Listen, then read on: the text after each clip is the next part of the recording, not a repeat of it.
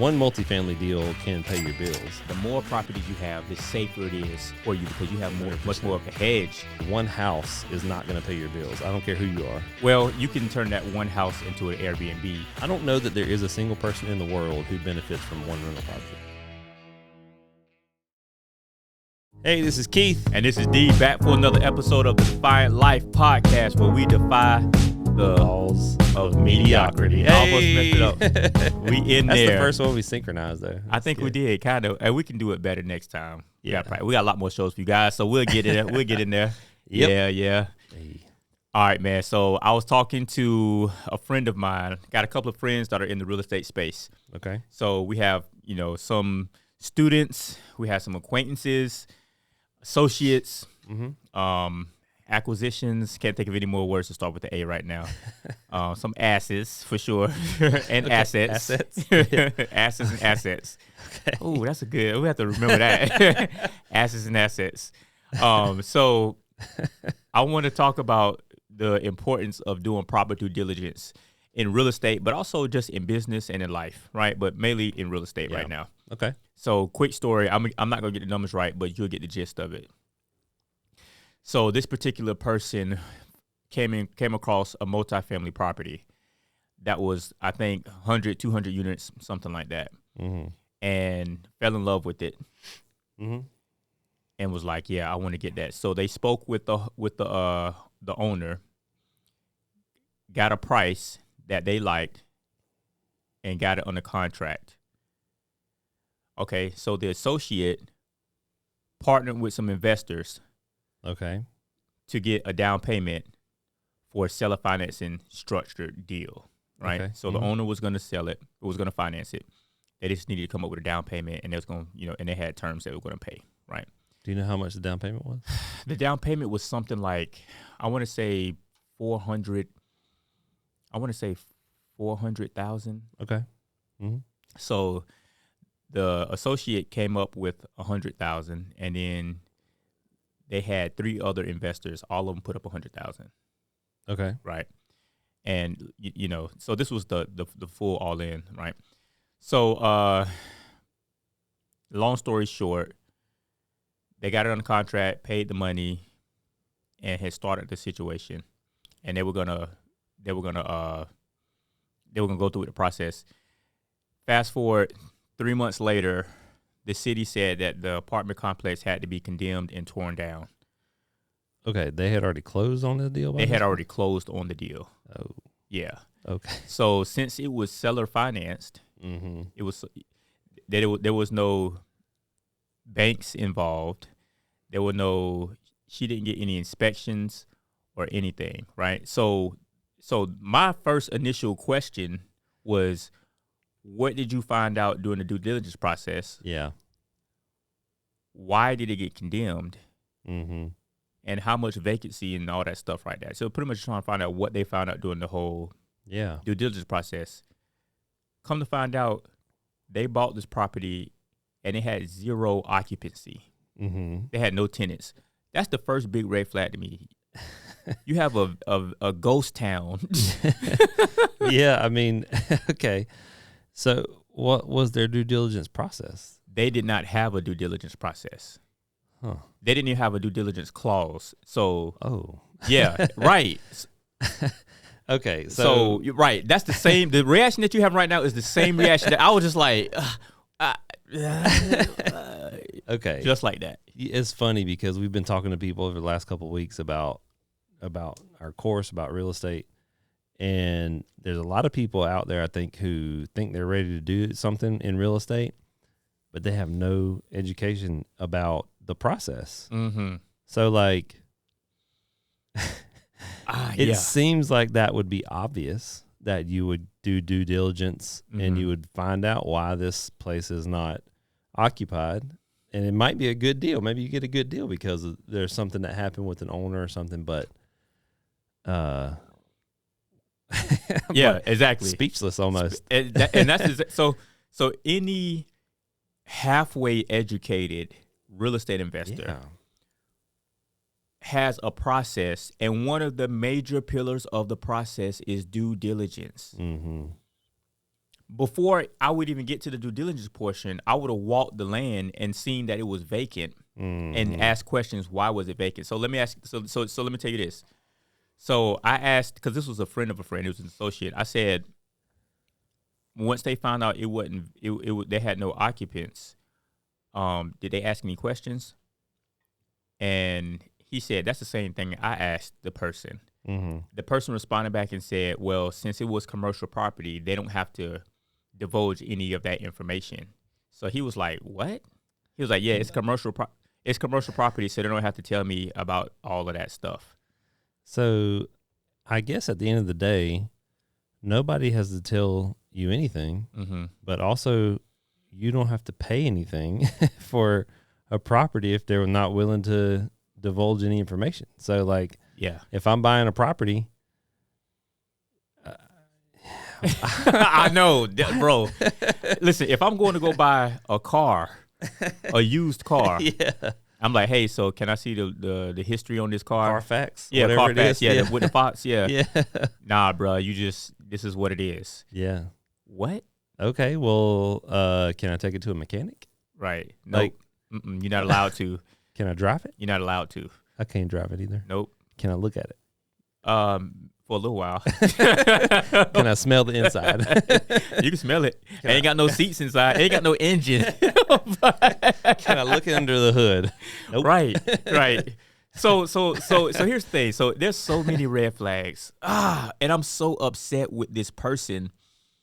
Wow. But and you see this stuff happen a lot, and it's just like what you just said. People don't know what they don't know, but some people try to pursue and they get misinformed grossly about things. So here's one of the things that I'm thinking about with this though. Like we've talked to a lot of people who say like I can't get started because I don't have any money, or like maybe they think that they know what they're doing. Maybe they actually do, but they think that money is the problem. This person was able to raise $400,000 without knowing that that you could even do due diligence on a commercial property. So this person had no education, apparently. Yeah. Probably had no experience. Didn't have to have any money, but raised money. So like this is what we're talking about. We tell the people this all the time. If you know what you're doing and you have a good deal, these investors didn't even do any due diligence. So like, apparently if you have a good deal, you can sell it to investors. Yes. 100% if it's a good deal. And especially if you've got experience and you know what you're doing. And I'm sure she got it at a great deal. Yeah, this reminds me, we had a comment on one of our posts on Facebook. I was telling my story about, only having $2.13 in my bank account. I remember that vividly from the day that we closed on that property. And on our first rental or first multifamily property, because I had had a lot of stuff go on before. I had sold a fitness company, and this company, it was a seller finance thing, and the person defaulted. So I closed the company. I had no other income at the time. We just moved back to my hometown. So it was like, I was kind of like starting over, but I knew I had the real estate thing coming. So I was like in this weird situation, and I had like no money at all. But because I had the knowledge and I had understanding of how to do this stuff, and I had a little bit of experience in managing a like house hack situation, I was able to convince somebody to give me, in that situation, it was like $75,000 to close on this property's 30-unit deal. And I was able to get that money and do it with no money. So you don't have to have that. Exactly. You can. Everybody has to start from somewhere. So like, there's lots of people who start out with a great deal and they go and either wholesale it or they go and, sell it to an investor and say, hey, I'll run this deal for you. I got this deal in the contract, whatever. I'll, if you give me $100,000 or whatever it is, then I'll do everything. Like there's tons of ways to do it, but it's just, it's one of those situations where it's interesting too, because the guy was like, that's BS, this didn't happen. You're just trying to sell this. It's a weird thing whenever people tell you that your life story is not real. Yeah. And that's one of the things we talk about the 3 I's, right? We'll give you a little bit of sauce real quick. There you go. So we talk about the 3 I's of building a real estate portfolio or the knowledge that you have to have in order to build a successful real estate portfolio. And the first one being identify. So identifying a property, identifying what you're looking for, what kind of real estate vehicle you're looking for to serve the purpose of where you're trying to go. Yeah. Right. So then the next I is we talk about invest. We show you how to raise capital and everything that consists of for that deal. And the last one is implementation. Now, how to actually, take action and how to actually exercise your plan to get to where you're trying to go and all this and management and everything. So it's very clear to see that this lady didn't have these pillars in place. She had the investment portion down, and that's what I see a lot. A lot of people have maybe one or two portions of the whole, but not having a complete package can cost you. In this case, it cost her personally $100,000, but I don't even know how she guaranteed or what the situation was with her relationship was with these other investors. So who knows what's going to happen? It definitely damaged her reputation. She's lost some investors. Yeah, for sure. If she ever wants to do another deal.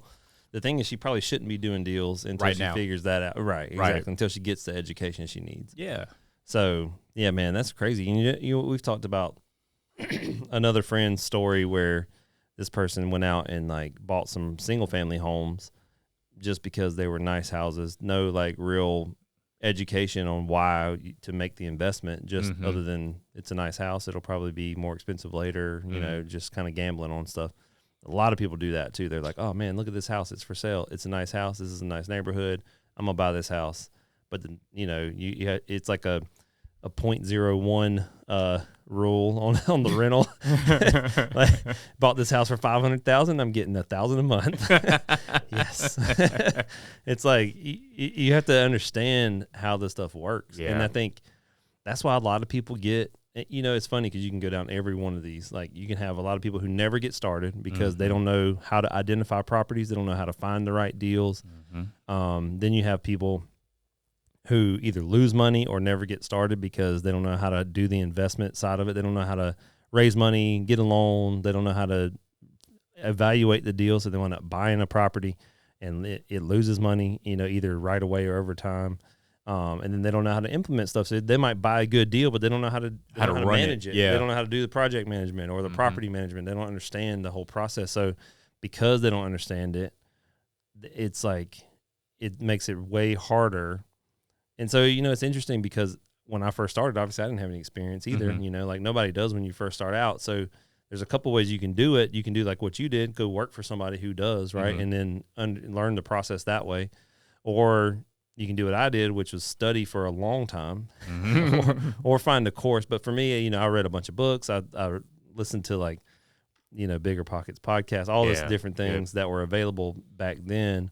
But that took me probably 5 years of learning on your own. Before I really got started. If I had somebody to coach me through it, had a mentor or, something like what you did, I think that's the kind of thing that can speed up this process for people and keep you from making mistakes. Bro, it's just like they tell you when you're trying to learn a new language, it's best to inundate yourself in that culture. It's the same thing. Yeah, that's right. You can sit home and read Rosetta Stone. I've never done that. I'm pretty sure it's a good thing. Or you can go to a classroom setting and get it, or you can go to the country and then you're force fed it. And the only way for you to survive is to learn the language, right?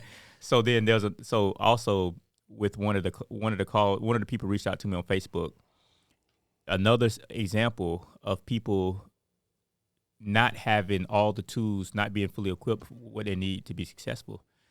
This guy, he messaged me and said, "Help me, please." Somebody help me, he was like, he was like, "Help me." I was like, "Hey." So he was like, "Help me." I was like, "What can I help you with? Do you need to call 911?" He was like, I need to find out how to get an LLC. I was like, "For what?" He's like, "I need an LLC because I need to be able to so I can get a business loan so I can buy this property I'm looking at." He said, "I have 20% down for a $400,000 property, and I just need to be able to qualify for a business loan. So I need to know how to get an LLC." So I was starting right there. I was like, "Bro, you are really concerning me right now." Yeah, because there is more to becoming a real estate investor than just getting a loan and buying a property. I said, the fact that you're coming at me with this question lets me know that you don't know what you are doing. He said, what do you mean? I said, you don't know what you don't know what you don't know. Yeah. Like, because you wouldn't be going about it this way. Like, this is not your entry point. This is not a proper entry point into real estate investment. I said, what you need is a coach. Let's take a quick consultation over the phone, and let me let you know all the stuff you missed out on. You know what I'm saying? And so then the dude was like, man, I believe you just saved me $80,000. I said, I saved you more than $80,000. I saved you a whole lot of stress. Maybe like I'm sure you got a family and all this stuff. Like, yeah, man, I do that, all this stuff. So once again, you have to have certain structures in place, and the best way to do that is to inundate yourself in the culture, or just pay for some education, or both. Really, that's what it comes down to. I think you have to, if anything you want to do in business or maybe just in life, anything you want to do, you have to immerse yourself in it, and you have to also take action and be like get the experience at the same time. So you have to immerse yourself in the education part of it. And then you also have to go out and do it. You can learn everything and never take action, and it doesn't matter, right? Mm-hmm. So, like, you can learn the language and never speak it. Mm-hmm. Mm-hmm. But if you get on Rosetta Stone or whatever, and then go to that country and speak the language, learn, use what you learn, that's when you really are going to grow. It's the same thing. It is. And one of the main things one of the main analogies I use with that is, when I was a child, I would sit back when you can sit in the passenger seat with no seatbelt. Listen, hang on real quick. I got to tell this story. Okay.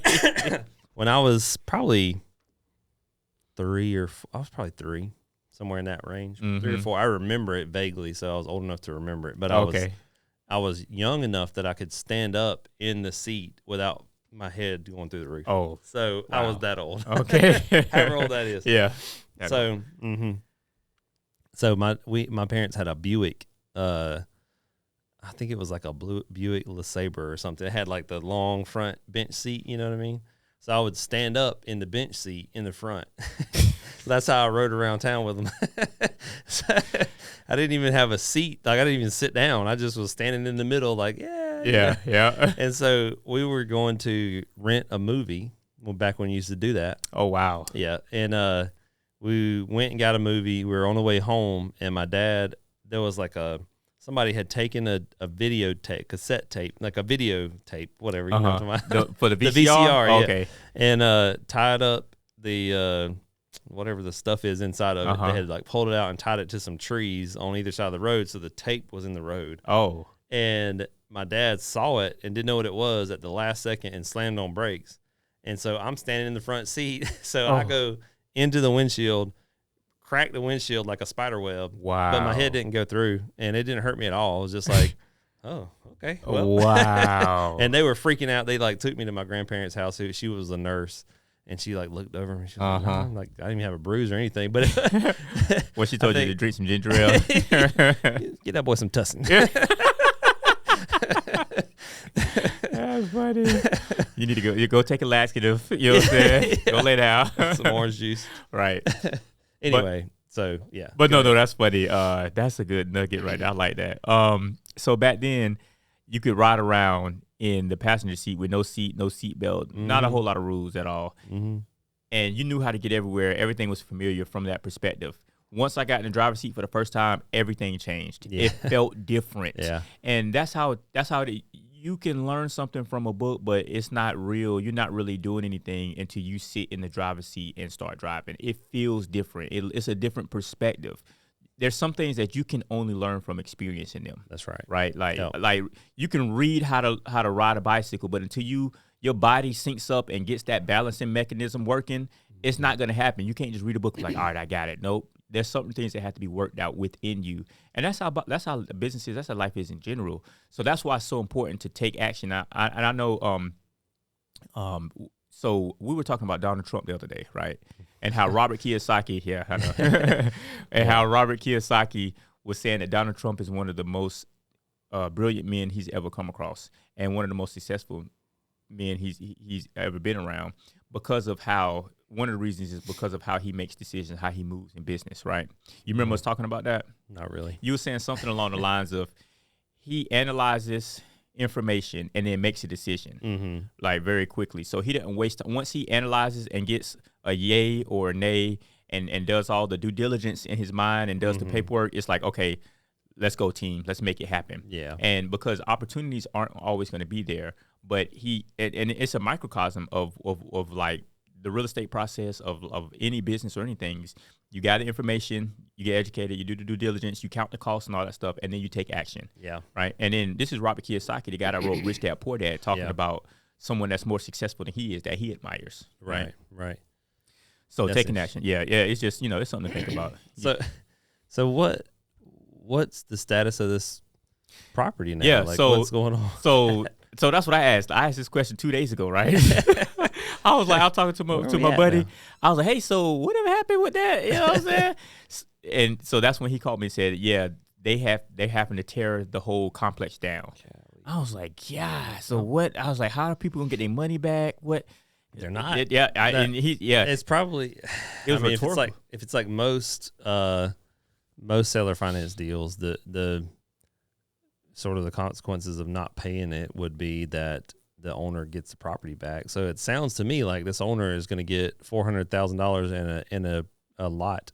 Yep, that they can resell if it's not contaminated with chemicals. You don't know what happened. They didn't do any. I'm sure they didn't do an environmental inspection. No, they didn't do anything. And that was my thing. There was no estoppel. There was no due diligence clause. There was nobody to give an estoppel. Oh, exactly.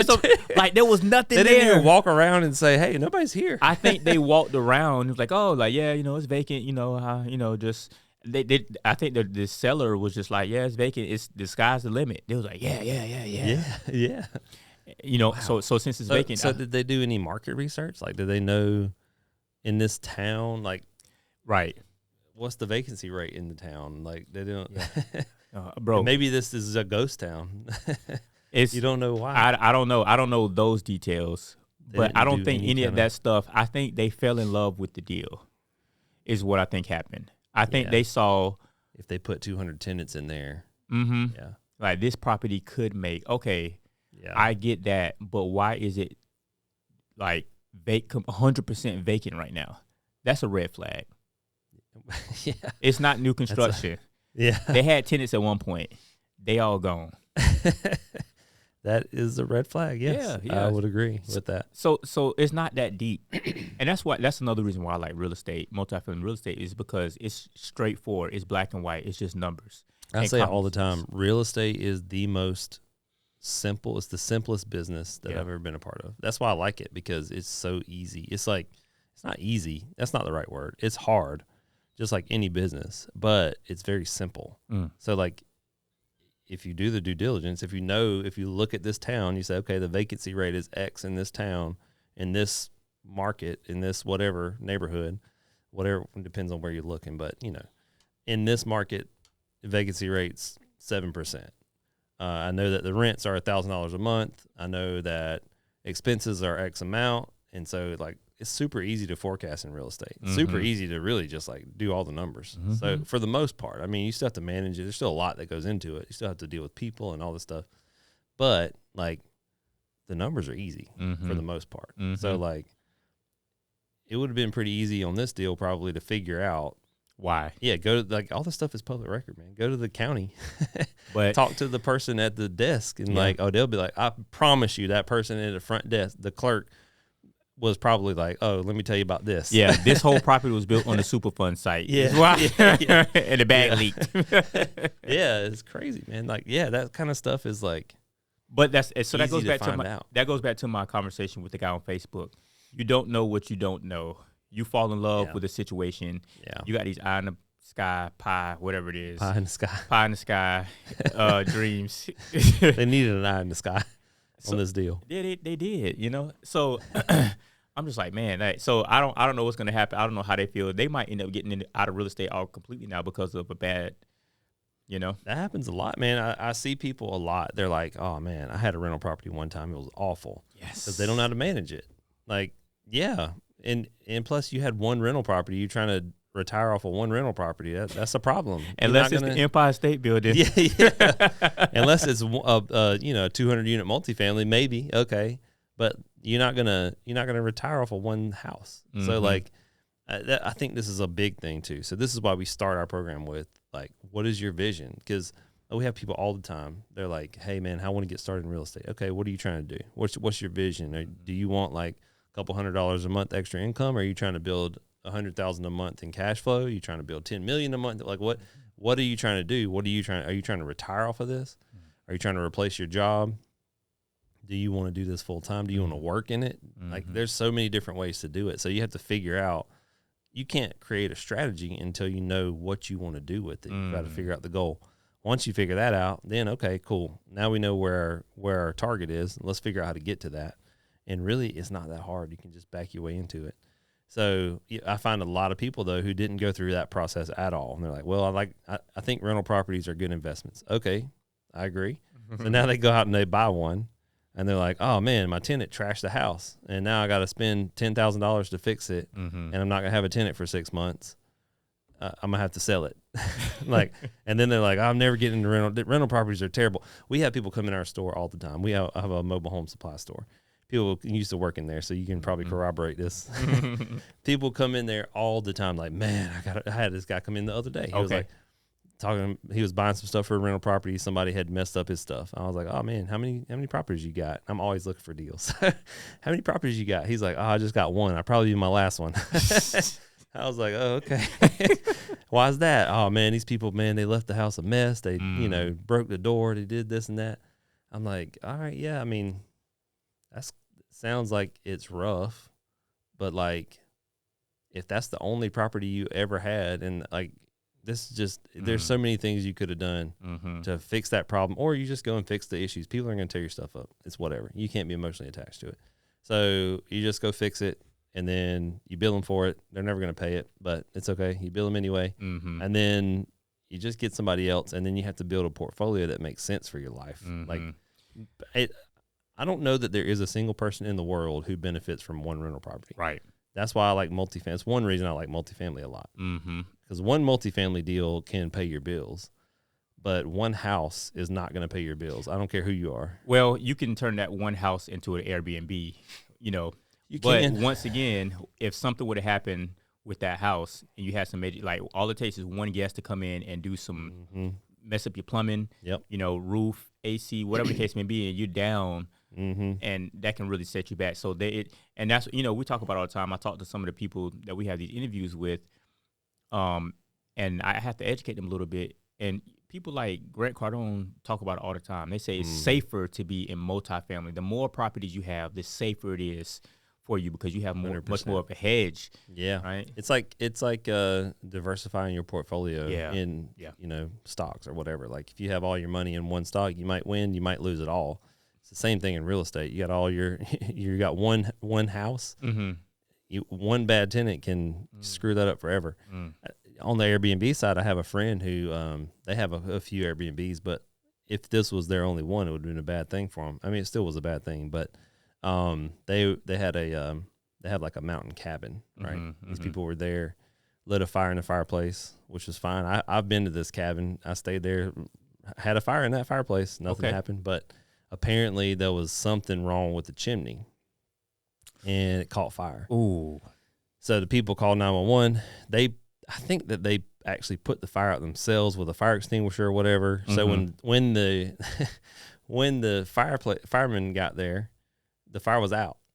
So there was no it was smoky, whatever. There was some damage. But the firemen decided to tear down the fireplace, the stone fireplace, and they tore the stone bricks, whatever it was, off the front onto the hardwood floors, which destroyed the hardwood floors. They wound up having $100,000 worth of damage, and it probably could have been fixed for like $2,000 or $3,000 if it was just the chimney. But they tore everything down. Now they got to rebuild the whole thing. Wow. Then they had to replace all the hardwood floors, which were like nice floors. Golly. This is a nice place. So they wound up with $100,000. It was vacant for a long time because they had to get all that stuff fixed. And so if you're living off of that, if that's your income, you destroy it. Yeah. So then on the other side of that, while I was managing properties in South Georgia, we had a unit that caught on fire, right? Just in the middle of the night, there was a family living there, newborn. Everybody was safe. Everybody made it. But that was the only one out of all of them that caught on fire That one was down for a while, for a long time, actually, because of insurance things and stuff like that. Yeah. But the show kept going on. Right. You It got didn't- 100 others. Yeah. It sucks, but it's not going to kill you. So there's 100 units. One went down. Okay, I still have 99% occupancy. Right. Right. As opposed to having one SFR and it going down. Now you got 100% vacancy. You know what I'm saying? So yeah, that is the thing, man. Short-term rental. My bad. Yeah, whatever. Single family, whatever it is. One is a big liability for sure. Is. Yeah. So I think another thing about this too, that's why I like multifamily. Another reason is one is a lot harder than 100. So like my first deal was 30. Well, my first deal was my house and 2 little apartments, right? Mm-hmm. So, that was all me. That was all I did a lot of work on those things myself. I did hire some people out, but I also did a lot of it myself. I also had to do all the management, everything, right? Then we bought the 30. That kind of took that role. And so I did a lot of the maintenance myself. I did all the management myself, everything. Then we bought the next deal we bought was 42 units. Mm-hmm. That deal, when I got that one, I had about 75 or 72, whatever. So then I was able to hire a manager, Right. property maintenance guy. So then I kind of started backing away. And then I was like, oh, this is way better. Mm-hmm. Then I got another 32 unit deal, 31 unit deal. So then after we got to 100, it was like, okay, now I got teams in place. I got different things. We got up to, closer to 150, whatever. Then it was like, all right, now I got a couple of maintenance guys. So if one's down, that's okay. Right? Yeah. We got a property manager. We have other people coming in who can help, assistants, whatever. So like the bigger your team gets, it's more management on your side, but not really. Like it's so much better because if somebody's down, somebody's out sick, somebody quits, whatever it is, you got other people. So like the bigger you get, the easier it becomes for you. Actually. Yeah, and the bigger you get, the more of a business it becomes. Yeah, right. Yeah, I have a friend who owns like 50 houses right now. Yeah, and he has a manager, and he was like, man, she used to work for me, and I kind of helped. I didn't really help set that up, but I kind of, I wasn't necessarily a liaison, but I kind of helped direct her to that, and him and her. Anyway, they worked together. It's working out great, but she just had a baby. She was on bed rest for a couple months.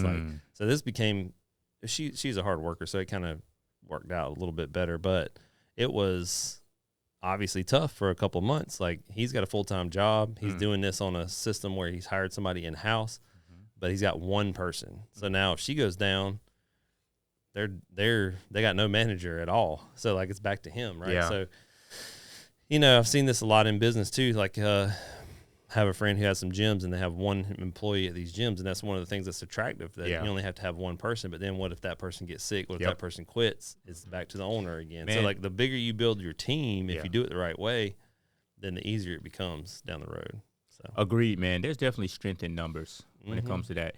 And the one thing that I like about that too is you started off with 30, right? You still doing some of the management yourself, right? So not quite enough for it to be retirement status yet, completely self-sufficient. Yeah. So then, especially back then when the rents were a lot lower, and everything. Yeah. And then you got up to 72 and you hired some people. At that point, it's easier to acquire even more property because now your hands are free. And if you wanted to, because you're a writer, and, we got kids and stuff. If you want to, whatever, if you're a doctor, like you can do whatever you want. Now you're buying back your freedom, you're buying back your life, and you can go and you can increase your income at a faster, more efficient rate, right? So I tell people now, I'm like, man, when you're first starting out, the reason why a lot of people don't think about, I have a conversation with people every day about this. Like, I want to start out with like a quadruplex, or I want to start out with maybe 5. I'm like, man, you just don't understand. Because a lot of these people are thinking that the money is the problem. And I tell them, I say, if to you, the only obstacle you have from trying to reach for a 50 or 60 unit complex is the money, then you don't have any obstacles. That's not the problem. Right. Yeah. Like if that's your only problem, that's not a problem. But you don't know that unless you understand the game, unless this you know girl the game. Raised $400,000 without even knowing what due diligence was. Right. Like if the deal is there, Yeah. she She must have been a hell of a salesperson. I was about to say, I was like, hey, I know you need some money. You know what I'm saying? You want to come work for us? Golly. So she probably built rapport. Yeah. And everything, and she probably knew just enough to be dangerous to herself. Yep. And investors probably came in not understanding the game that well, which is fine actually. It's not. I mean, a lot of times that's why these people invest passively, because they don't have time. They don't want to do the work themselves. Most of the time, they're going to at least do some due diligence and figure out some stuff.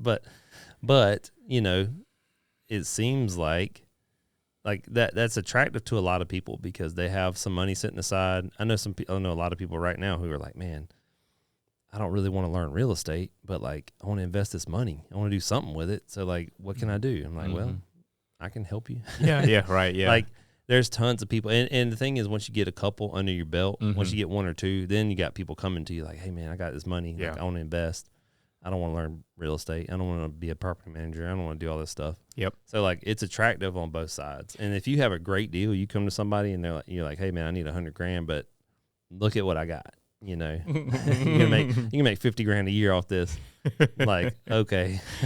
It's easy, man. And that's why I said the bigger the bigger the deal, you know, the easier it is to find investors.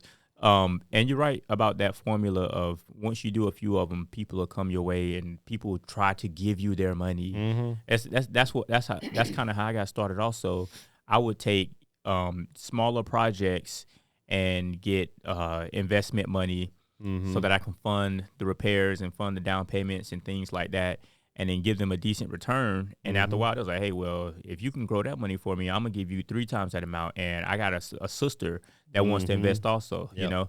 And my thing was, I'm like, you know what, I can do this for you, but I want to teach you the game. So I want to teach you how to fish. I don't want to give you a fish type of thing. And that's the whole premise of why we have this whole coaching program. Like, if you want to give us your money, we'll take it. We'll invest it, you know. but we know that anyone can do it as long as they're willing to put in the work. And man, like if people just really set aside, you can set aside 6 months, right? Yeah. And just go hard and work for yourself during this 6 months time period. Sign up for some coaching.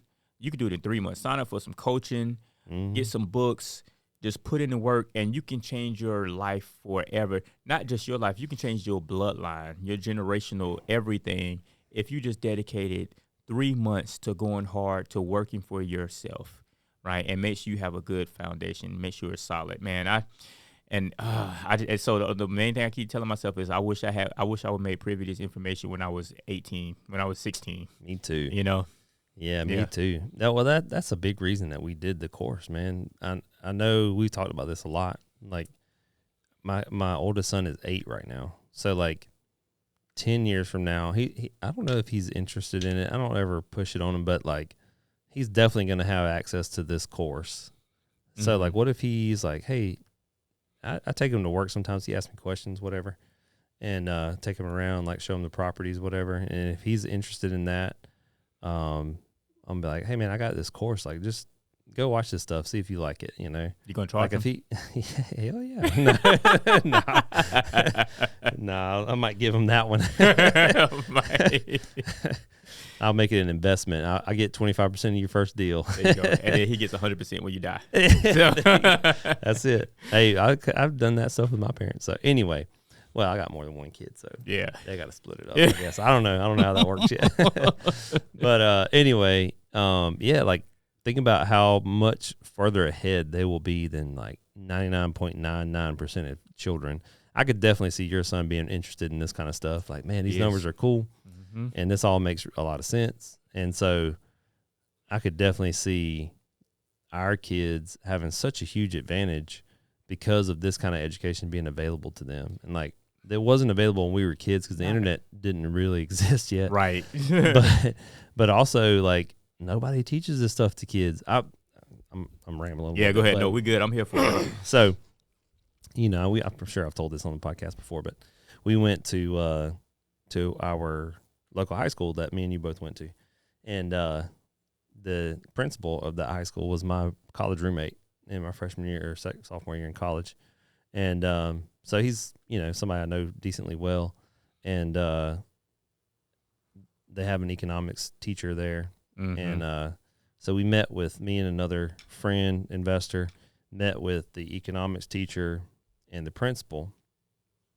And we were talking about like, hey, we want to create some kind of program for the kids to teach them about money, entrepreneurship, that kind of stuff. And they're like, man, this is great. It's a great idea. We love what y'all are doing, but we don't get tested on money, so we can't use class time for that. So we're gonna have to figure out a different way to do it, like maybe after school, after hours, whatever. I'm like, man, I mean, it's so funny because there's good people in the system who are just hamstrung by the system itself.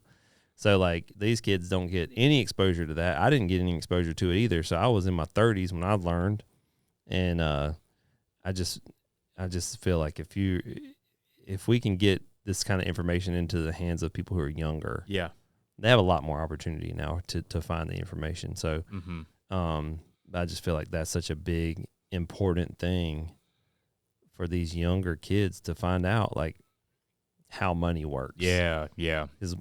Most kids are not privy to that information. It blew my mind the first time I ever heard anybody say debt is good. Yeah, me too. You know, it's funny because I had come from Dave Ramsey sort of background. Yeah, me too. I had the cassette tapes, the whole thing. I think I had the CDs. I had the book and all that stuff. We did the thing at church. And it was good. I mean, it is good information if you want to be middle class and like comfortable. There's nothing wrong with that. If that's what you want, and you don't want to build a fortune, or you don't want to build a life where you don't have to be a slave to your job, then that's not good information. But it is really good information for people who just want to be mediocre. There's nothing wrong with that. Yeah, and that's the opposite of what we do on this show. Right. We're going to defy the laws of mediocre. But, you know, it's for people who want to be that way. That was my goal for a long time. I didn't have ambition until later in life. So there's nothing wrong with that. If that's what people want, you're happy. Listen, success is defined. To me, success is defined by reaching your own goals. So if your goals are small, there's nothing wrong with that. If that's what you want, that makes you happy, that's fine. But if you want to grow, I remember I read the ABCs of Real Estate Investing with Ken McElroy. It was one of the first books that I ever read about real estate. And I remember being like, I don't understand how it's possible. Like, it's got to be super risky to live off of debt, because I didn't understand how it worked, you know. But his whole thing was like, hey, I can go and refinance this deal, pull out money cash tax free, and live off of that, and I don't ever have to pay taxes. Yeah, and I get way more than most people make in their lifetimes out of one deal. What you say? So listen, when that let me tell you this. I was talking to this guy the other day. I think I might have mentioned it to one of the guys on the team. He was telling me that he gets paid like $100 per new tenant, or when someone renews their lease, right? And I was like, how many tenants y'all got? He's like, we got about 200. I was like, okay. So you get like a bonus at the end of the year? He was like, yeah. Okay. I was like, okay. What if you got your full bonus up front from your boss as a loan, which incentivize, and if you don't fulfill all of those contracts, whatever you don't fulfill, you have to pay back. So it incentivizes you. But if it's a loan, it doesn't count as income. You don't have to pay taxes on it. But you'd have to pay it back if it's a loan, though. But you don't. Hold on. But you don't pay it back, and he writes it off as a capital loss. So, I don't know if that's legal. Let's go. So, y'all look that up. You let me know. I don't know if that's legal. But here's the thing, though. So the reason why I mentioned that is because those concepts like debt. Yeah. And that whole like the bird system and just all kind of stuff like that. If we can get this information, these concepts into kids' minds at a young age, it opens up a whole new world of possibilities. Yeah. Like you said, you didn't have any ambition until you were in your like late 20s and in your 30s. Like, why is that? You see what I'm saying? And it's rhetorical, but it's like because you weren't exposed to a better way. That's right. If our kids knew that they can make a passive income that supports anything that they wanted to do, like the world is your playground at that point, right? So if your goal, like for me, I did not want to be a teacher necessarily, but I was in school to be a teacher, and I remember when I was in my last semester of school before I dropped out. Mhm. I was halfway done with my student teaching when I dropped What? out. So I had 2 months left. Hold on. You were that dude? You had 2 months and you dropped out? Yeah, I did. Okay. Anyway, so when I was in that last semester, though, I remember looking at what the average teacher salary was in my hometown where I had planned to move after I graduated. And it was $29,000. No. That was what a beginning teacher salary was back then. How old are you, bruh? That pretty can't be right. That's 20 years ago. Yeah. Anyway, it's probably not that much more now. Actually, I know what it is. I think it's like 40 right now. 46. Yeah, 45, something like that Yeah. in Brunswick. Anyway, but I think maybe like, okay, if I had known when I was younger, if I wanted to be a teacher, what I wanted to do was coach baseball. Mm-hmm. But if I had known, okay, well, I could do that, but I can live off of Mm-hmm. however much money I want to have, Mhm. and that can support this $29,000 job that I want to get, then that's probably what I would have done back then, right? But instead, I was like, man, I got to do something else because that ain't gonna work. You're right about that. Yeah, that's not gonna work. I also didn't enjoy it, so that was that. That's a big deal. But if I did, but like that's the thing though. Like if you can get passive income that can support whatever you want to do, it doesn't really matter. Like if you I want to write, okay, well I can go and write, and it doesn't matter if somebody buys it. Well, here's the bigger thing. The bigger thing is you might not know what you want to do Yeah, with your life yet. right. But if you can still survive, pay bills, and explore, Mm-hmm. then now you can afford to not make up your mind about something that you want to pursue like that. Yeah. I mean, because who knows what they want to be when they grow up for real, all the time. Yeah, You definitely that don't know stuff by the time changes. you're 18. Mm-hmm. Like, how crazy is our system right now? You have to choose what. Yeah, we were just listening to like a reel or something about this. She was talking about like if my kids know what they want to do, then I'm not paying for their college because the goal of college for me is for them to explore and figure out what it is. That's good. So like get a lot of different experiences, and I think that can happen. Why can't that happen younger? Why is that not middle school and high school? And so I think in our society we have this thing where we don't even think about the real world until maybe college, 2 years into college, really, because you got your core stuff that happens, Yeah. right? So Yeah. you don't actually, you have to pick something not being exposed to anything. Mhm. So like all I've been exposed to are math, science, reading, writing. That's it. Arithmetic, yeah. History. What's it? So, The, like- the 3 R's: reading, writing, arithmetic, yeah. and writing start with a W. You didn't think about that, did you? Got him.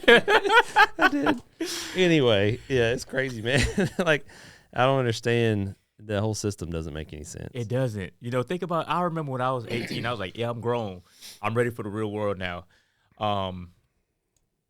But I'm looking at 18-year-olds now. I'm like, "Oh my gosh, Yeah, they're like little what?" I know. It's I know. crazy to me, So, yeah, we should be able to explore a little bit earlier in life and do things. So, But I think that people think that they whatever their job is where their money should come from. And I think that's one of the things that Robert Kiyosaki kind of taught me was that it doesn't matter what your job is. You have to have your business, and that's what makes you money. Whatever it is that makes you money, and that can be passive income from a business if you have an actual business where you don't have to be there, or it can be passive income from real estate or whatever it is.